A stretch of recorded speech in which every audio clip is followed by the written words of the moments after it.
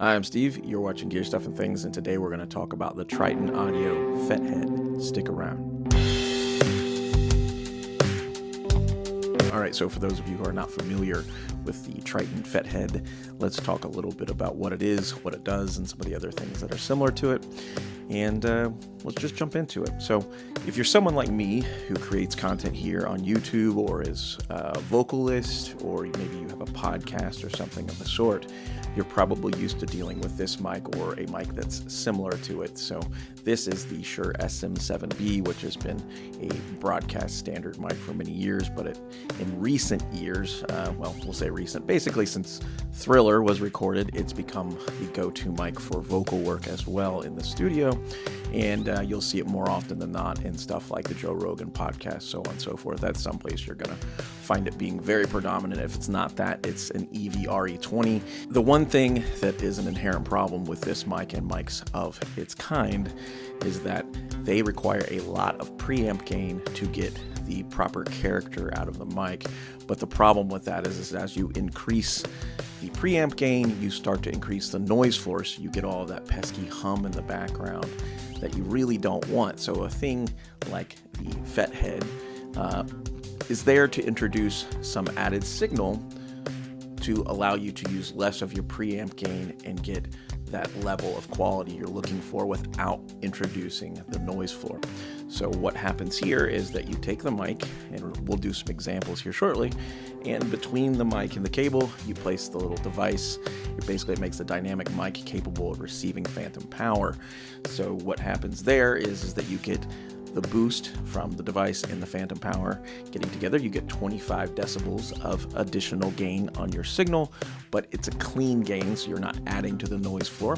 So you can now take your preamp and drop it down significantly and still get the same clarity and volume you were getting with a fully dimed preamp. To elaborate a little bit more on that, let's say you have an interface and you don't have a FETHEAD or a cloudlifter, you're more than likely diming your signal on your preamp in order to get anything close to what we're dealing with here. So here's a little example of going back and forth between the two. All right, so as you can see here, and I'll have a little image up here in the corner, my preamp on my PreSonus Quantum is set to 25, and I am using the FETHEAD.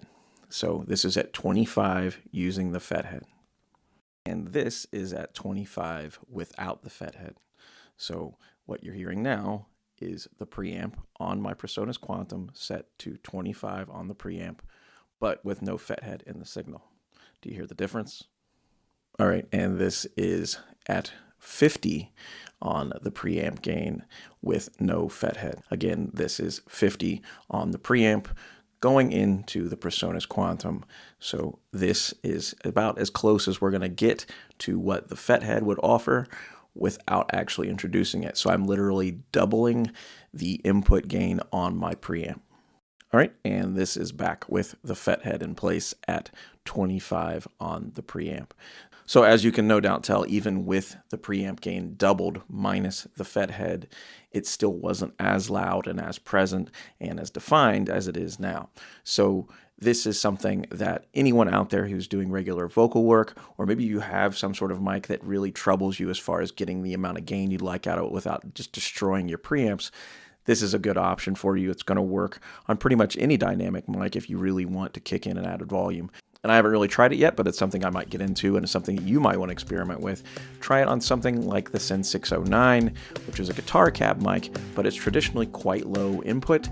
So if you add something like the FETHEAD, you're going to have to do a little bit less work with your preamps to really get great tone out of it. It's something that's worth tinkering with, but this is something that has really been a game changer for me here on the channel because I needed a way to be more present without destroying the noise floor in my videos, and I found this guy. I was actually looking for the cloudlifter and then found the FETHEAD as well, and it's significantly cheaper. So the cloudlifter starts at $150 plus shipping, sometimes free shipping if you do something like Amazon.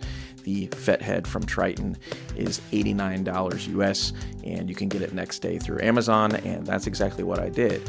It's really improved the quality of speaking stuff happening here on my videos. definitely something to take into consideration. This is a short little video. I didn't want to elaborate too much. I'll put all the links and stuff so you can do the research yourself if it's something you're really interested in.